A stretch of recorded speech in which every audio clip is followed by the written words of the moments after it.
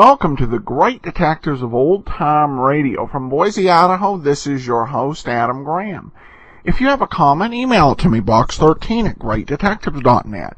Give us a call, 208-991-4783, and become one of our friends on Twitter at Radio Detectives. Well, this episode is brought to you by the faithful support of all of our listeners, particularly financial support. Thank you so much. And now it's time for today's episode, The Laughing Lemur of Hightower Heath.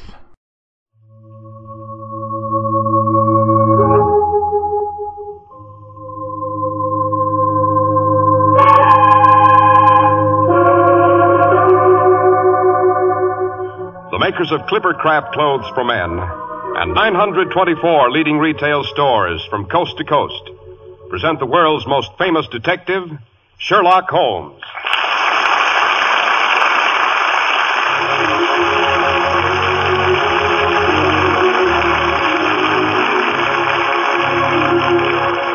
Sherlock Holmes is portrayed by John Stanley, Dr. Watson by Alfred Shirley. Our stories are based upon the character of Sherlock Holmes, created by Sir Arthur Conan Doyle. The dramatizations are by Edith Meiser. And now, once again, we turn into the familiar gate.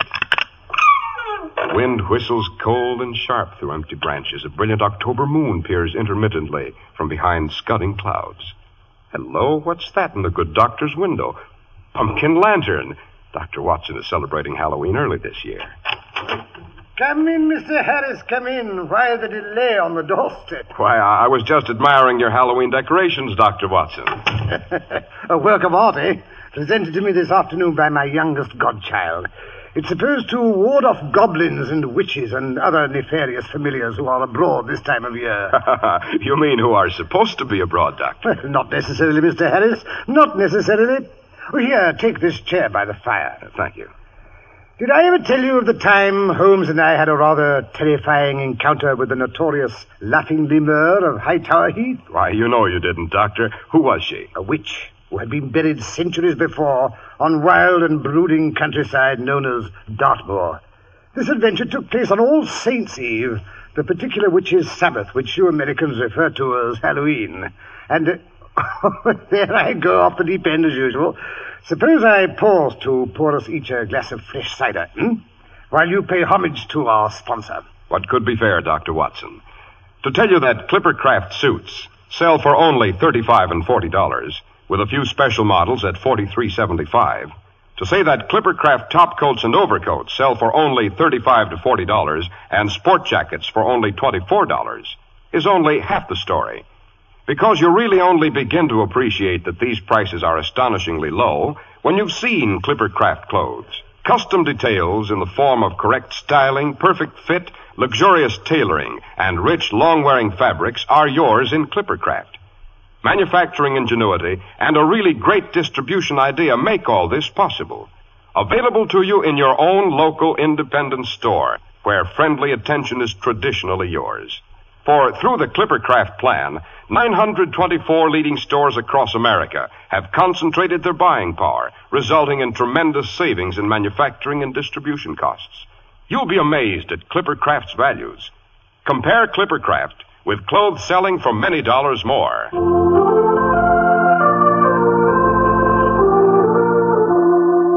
And now, Dr. Watson, to return to the witch on the moors. Oh, right. It was one morning several years after my marriage, a brilliant fall day. The last day of October, to be exact. Mary and I had just finished our matutinal Finn and Harry when a violent jangle at the front door bell heralded a telegram from my erstwhile partner in crime, Mr. Sherlock Holmes. As nearly as I can remember, it ran, if convenient, meet me Paddington Station, 10:15. If inconvenient, come anyway. Bring service revolver. Don't suppose you have any silver bullets. Silver bullets? What was the meaning of that inquiry, Doctor? As a matter of fact, that was my first question after Holmes had settled himself in the corner of our railway carriage.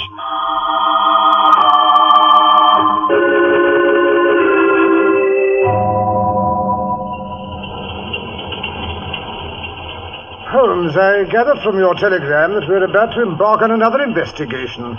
A dangerous one, judging from the fact that you wish me to bring my revolver. But why the facetious inquiry as to the silver bullets? Because it's a common superstition among the natives of the moors of Devonshire that the evil spirits who are bound there can only be killed by a silver bullet. Who's interested in native superstitions? We are, Watson. We've been urgently summoned by Sir Lionel Fenwick of Fenwick Hall because a long-dead ancestress of his is supposed to be on the prowl. It seems she's not only playing all sorts of outrageous pranks, but actually threatening the safety of his infant son, born only 2 weeks ago. In other words, Watson, we're not on the trail of a common criminal. This is a witch hunt.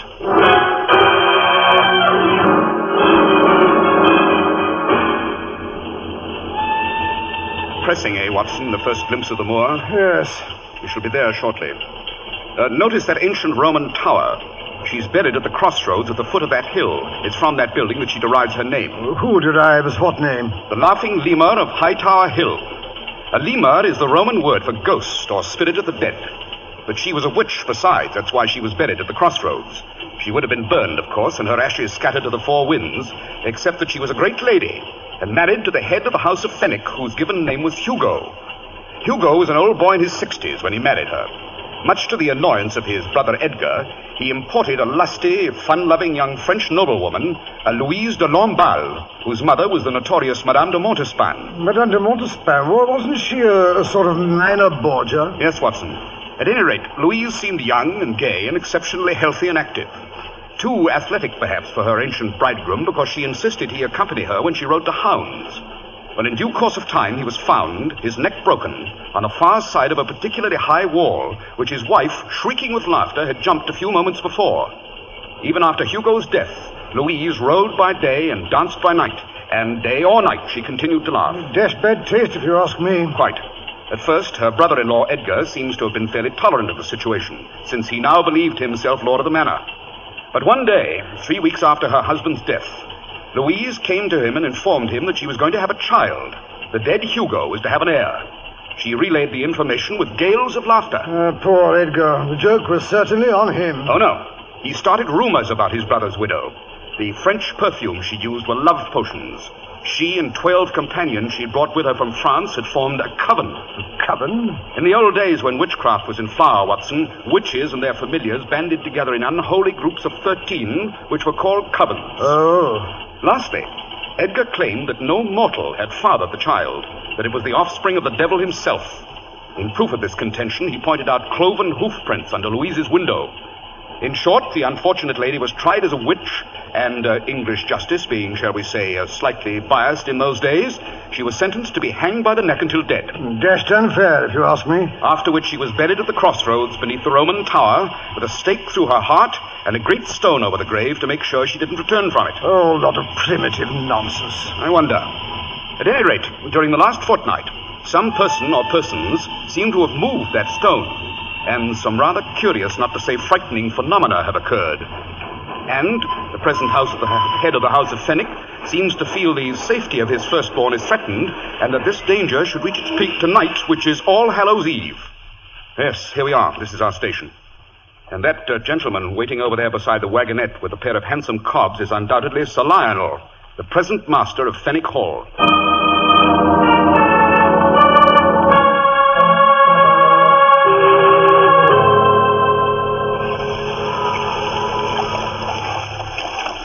Keep the rug tucked over your knees, gentlemen. It's a longish drive to the hall, and the wind across the moors has turned uncommon cold. Thank you, Sir Lionel. I'll admit, Mr. Holmes, I was greatly relieved when I received your telegram saying I could expect you. Oh? Have there been any further disturbances since you posted your letter to me? There have, Mr. Holmes. The church bell has tolled at odd hours, last night and the night before. Furthermore, a young goat was discovered, dragged to the foot of the witch's grave, its throat all torn and bleeding. Of course, it could have been killed by a wolf or some ferocious dog, but... Unpleasant occurrences, Sir Lionel, but as you say, not necessarily supernatural. That's what I keep telling my wife and that stupid old nurse of hers. But I must say, when old Willie was found to be missing this morning, I really began to worry. Old Willie? He's the gatekeeper, Mr. Holmes. Lives in a little stone lodge beside the entrance to our property. He's tended that gate for over 50 years. Never leaves it night or day, except to come up to the hall for the Christmas party and my birthday. Well, maybe the monotony finally got the best of him, Holmes, and he decided to wander off. He couldn't wander very far, Dr. Watson. Old Willie is a cripple. He managed to hobble a few feet with the aid of his crutch. But that's the curious part of the story. Willie was missing, but his crutch was there where he left it every night, propped up against the foot of his bed. By Jove. Was there anything else missing? Any clothing, overcoat, shoes, money, provisions of any sort? No, Mr. Holmes. Wherever Willie went, he went in his nightshirt. Not even his carpet slippers are gone. Nothing was missing, nothing at all? As a matter of fact, one object has disappeared with him. The old broom with which Willie swept the leaves away from the gates. Old Nanny, my wife's nurse, set up a typical Irish wailing when she heard about it. Insisted old Willie had ridden off on it to join the witches' Sabbath tonight. She always hated him because he makes her get out of the cart and open the gates herself when she goes marketing for my wife. Typical household feud, eh, Holmes? I tried to reason with the ignorant old fool, but she kept moaning and groaning that she's always known Willie had the evil eye. She's managed to frighten my poor wife nearly to hysterics. Oh, my wife is Irish, too, Mr. Holmes. Her name is Bridget, in fact. I must say they place more credence in these old wives' tales than we do here. Nanny says it's the curse of the House of Fenwick being visited upon us. The curse of the House of Fenwick? Yes, it seems a certain Lady Fenwick, born Louise de Lamballe. Oh, yes, Holmes has already told me about her. Hanged as a witch and buried at the foot of the Roman Tower. That's right. Well, it seems that when the hangman came to place the noose around her neck, she turned to my, great something or other grandfather, who had the bad judgment to be standing nearby. She turned to him and laughed.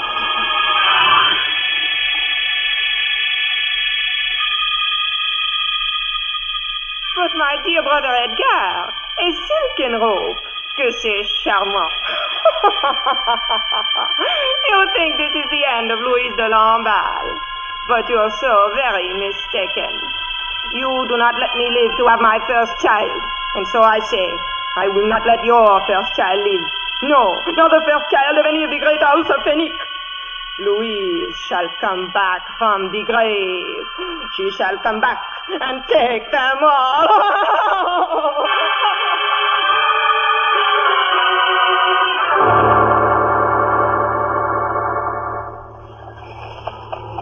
Has she managed to live up to her threats, Sir Lionel? Certainly not all of the oldest children of our house have met an untimely death, but a rather high percentage have been stillborn.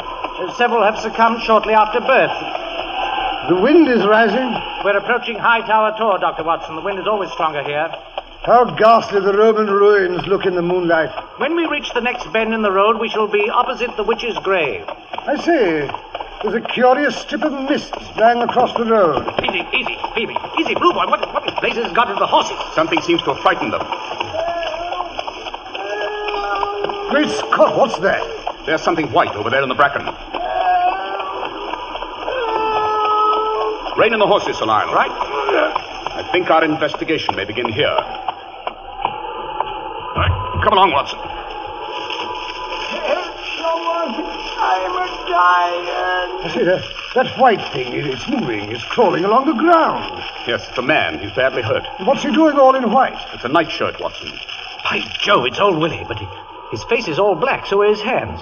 Willie, what's that stuff you've got in your skin? It's the salve, the flying salve she give me so I could fly here to Hightower Heath. We flew here, me and me broomstick. We flew all the way. Good Lord, he's out of his head. He's delirious. Yes, he's in a bad way. Take his pulse, Watson.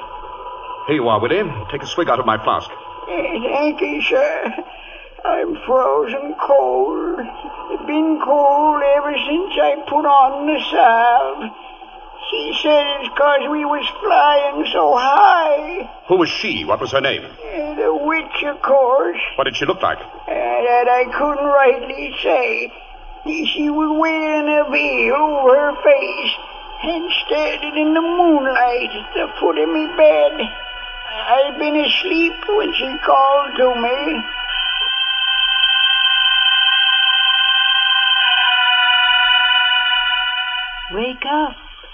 Wake up, Willie Malloy. You? Who be? Someone who can make you dance. Someone who can make you fly. You've always wanted to dance, haven't you, Willie? They're giving a dance tonight around my grave. Here, take this jar of ointment. Cover yourself well with it, Willie. Cover your old broomstick. It will make you fly. I'd like that. Free like a bird. I'd like to fly. Then rub on the ointment. I'll wait for you outside. We'll fly to the tower and dance together around my grave.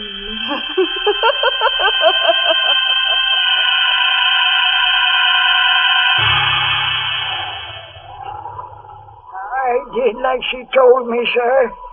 I covered myself in me broom, and first thing I knew, I got lighter and lighter. Up and up I went, up in the clouds. And the next I knew, I was here on the heath, watching them dance, the little people. They was dancing around in a circle, but it made me dizzy to watch them. So I crept under a bush and went to sleep. This morning, I woke up cold and sick. The magic was gone. I couldn't fly, and I couldn't walk. Poor old boy. Hello. His pulse. It stopped. Holmes, give me the brandy. Willie, don't give up now. I'm afraid he has, Watson. Yes, he's dead all right. Dead of narcotic poisoning and one of the most despicable tricks I've ever encountered. Mr. Holmes, what do you mean? I shall be able to answer that question more accurately, Sir Lionel, after I've had a chance to analyze the ointment that's smeared on this broomstick lying beside the body. What? Bring it along, Watson. Be careful you don't smear it on your clothes. The moon's rising above the hill. How white the crossroads look. Yes, this is where the witch is buried. I say, look here, all round. The heather is trampled down in a large ring. Great Scott, there was a dance here last night. And look at these footprints in this damp spot. Small footprints. All small. No wonder Willie said he saw the little people.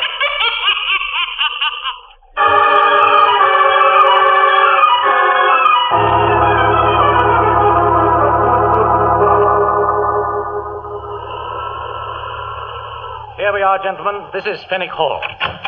Is that you, Lionel? Rachel, my dear, I've brought Mr. Holmes and Dr. Watson. Thank heaven for that. It's time we had someone with intelligence to bring order into this hysterical household. Gentlemen, this is Rachel Conway, my cousin. How do you do? She used to keep house for me before my marriage, and she very kindly consented to return while my wife, Bridget, was having her baby. And a good thing I came back. Bridget hasn't stepped a foot out of her bed since the child was born. She won't even try. Maybe she might, if you'd go away where you belong. That will do, Nanny. What's that horrible stench? They've both moved into the nursery with the baby, Nanny and Bridget. She's had her bed brought downstairs, Lionel. They've been burning powders and drawing magic circles round the crib all afternoon. It's a wonder the baby isn't suffocated. Sure, and something's got to be done to protect the poor little one's soul from the ghouls and ghosties. His father won't give him a proper Christian christening. No, he must wait till the bishop gets back from Scotland. So it's up to his old nanny to protect him from the witches. You seem to be an expert on witchcraft, Nanny. Sure I am that. Me part of Ireland's alive with them. No doubt. But at the moment, I'm more interested in finding out what this stuff is on the handle of this broomstick and discovering which one of the women in this household has been visiting the witch's grave. How can you tell that, Mr. Holmes? Tomorrow morning, Dr. Watson and I will search the room of every woman in this house. Whatever for, Mr. Holmes? It was a woman who lured Willie to the crossroads last night. No one can wander over the heath without collecting evidence of it on his or her clothing, mud on the shoes, bracken on the coat or cloak. By the way, Sir Lionel, do you suppose I could speak to your wife a moment before she goes to sleep? That she cannot. She's asleep already. Really? I'd have thought she'd be too concerned over her son's safety to doze off. Tonight of all nights. They gave her a sleeping potion. They put it into her tea at supper. I see. You said the nursery was down here on this floor, I believe. That's right, Dr. Watson. But surely if the child is in danger, it would be best to move him off the ground floor. What he's in danger from can come through locked doors. He'll be in danger till he's christened. That's when the witches try to snatch him.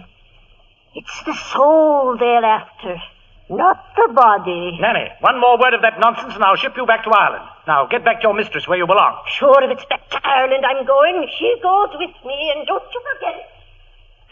Nanny's a fool, Lionel. You should have got rid of her long ago. But poor Bridget was so homesick, I didn't have the heart to take her nurse from her. Good heavens, what am I thinking of? Cook has laid out supper for you gentlemen on a table in front of the fire in the library. I'll fetch some hot coffee. Thank you, but we've no time to waste on food. I say, Holmes, I'm starved. Very well, Watson. Suppose you make us some sandwiches while I set up our chemical equipment. If you can arrange it, Sir Lionel, I should like to have the use of a room not too far from the nursery. Certainly, Mr. Holmes. You may take over the gun room. It's directly opposite. Good. And if you smell any further curious odors, don't be alarmed. I imagine we may be able to give nannies, powders, and potions a run for their money.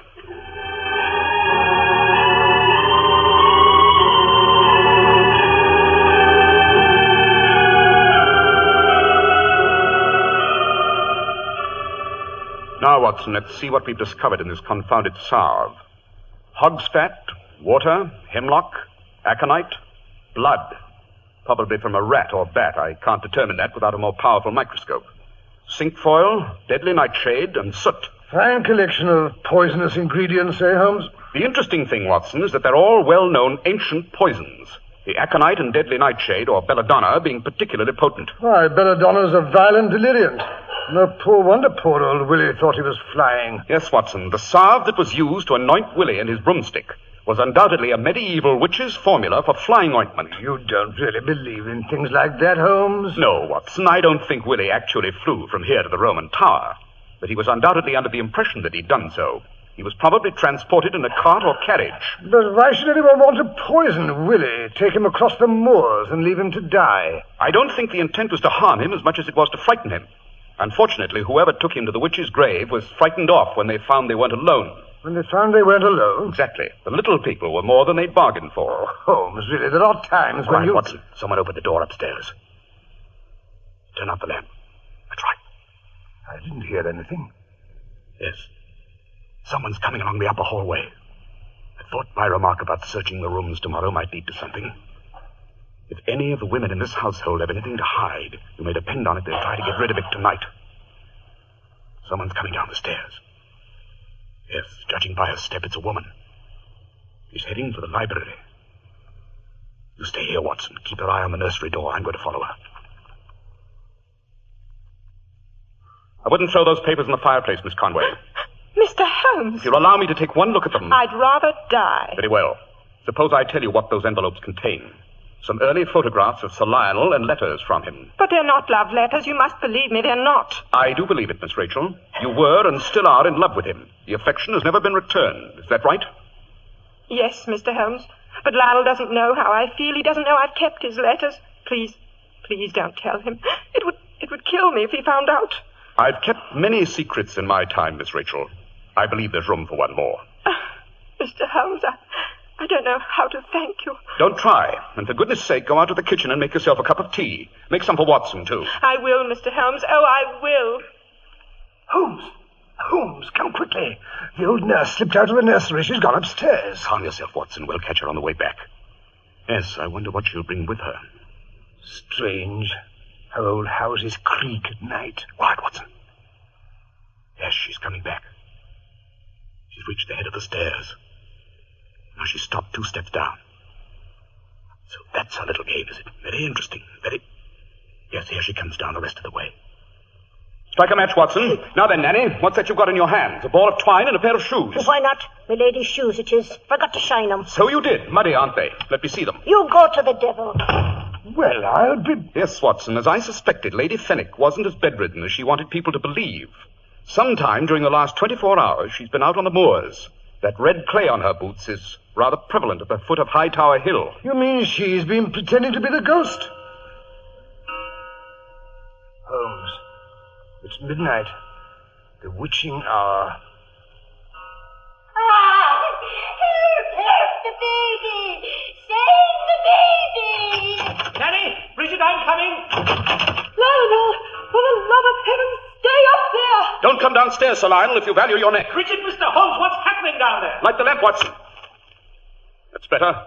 Now, Sir Lionel, if you'll investigate the second step from the top. Good Lord. A piece of twine stretched across the stairs. Yes, a trip rope. You were supposed to fall downstairs and break your neck. Oh, no, Lionel. She didn't mean any harm. Nanny only wanted to frighten you so you'd let the priest christen the baby. You mean that's the reason she gave you, Lady Fenwick? Bridget, what in heaven's name has been going on here? Oh, darling, I was so frightened when Nanny told me about the curse and the witch's stone being moved. I didn't want anything to happen to the baby. I didn't know Willie would die. I only thought she wanted to get even with him. I didn't mean any harm. I didn't mean any harm.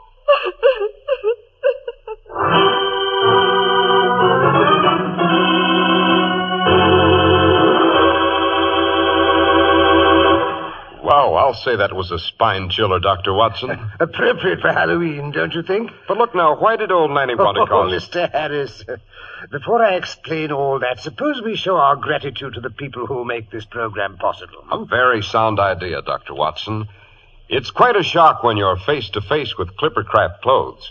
I mean, an extremely pleasant shock.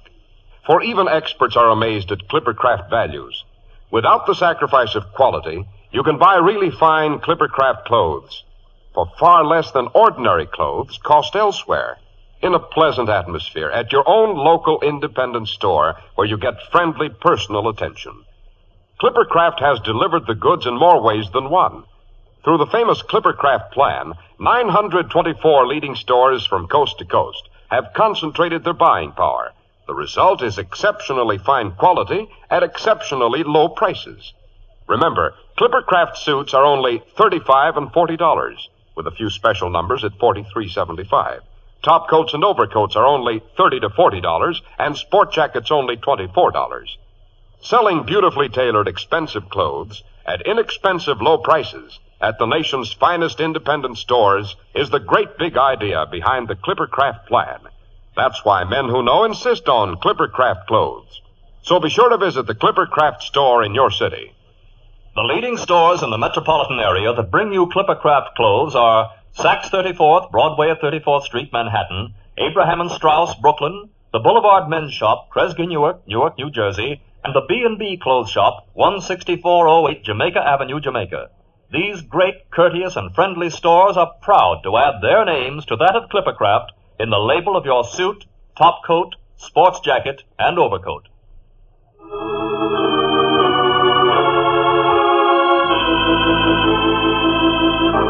Now, Dr. Watson, I was about to ask you, why did old Nanny want to stir up so much trouble? Oh, she hated the Moors, Mr. Harris. She hated Willie and she hated Sir Lionel. She was a thoroughly warped personality. Holmes suspected her immediately, of course, when he smelled the hocus-pocus powder she'd been burning in the nursery. He knew she must have made the flying ointment that was responsible for Willie's death. Well, now, Doctor, what about the gravestone, ringing church bells, and the little people? Who is it plays Halloween pranks, Mr. Harris? You mean children? Right. Holmes realized that when he saw the size of the footprints on Hightower Heath. Well, I'm blessed. I hope so, I'm sure. Now, let me see.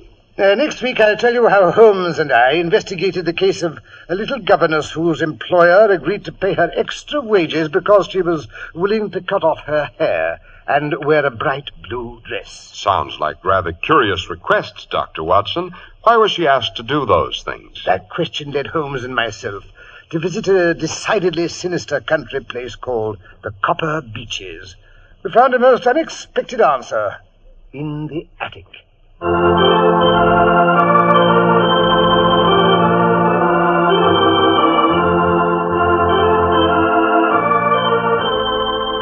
The makers of Clippercraft clothes and 924 leading stores from coast to coast have brought you another in the new series of broadcasts featuring the world's most famous detective, Sherlock Holmes.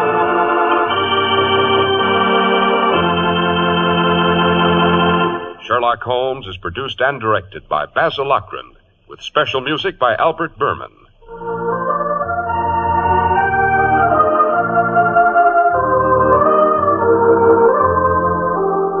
If you don't know your Clippercraft dealer, write Clippercraft, 200 Fifth Avenue, New York City.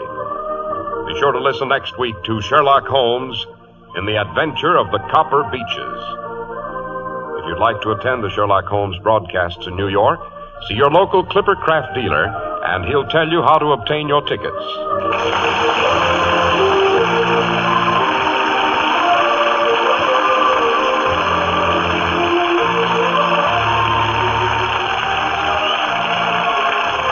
This is Cy Harris speaking for Clipper Craft Clothes. This is the Mutual Broadcasting System.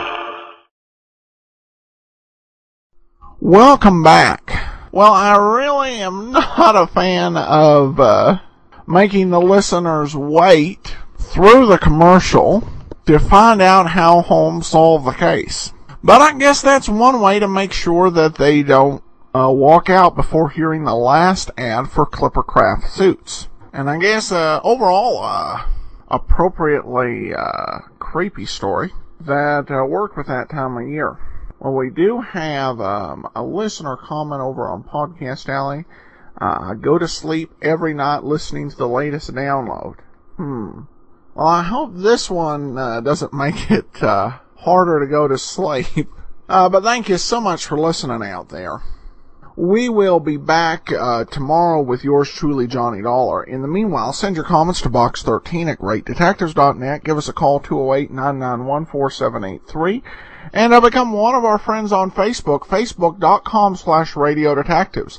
But from Boise, Idaho, this is your host, Adam Graham, signing off.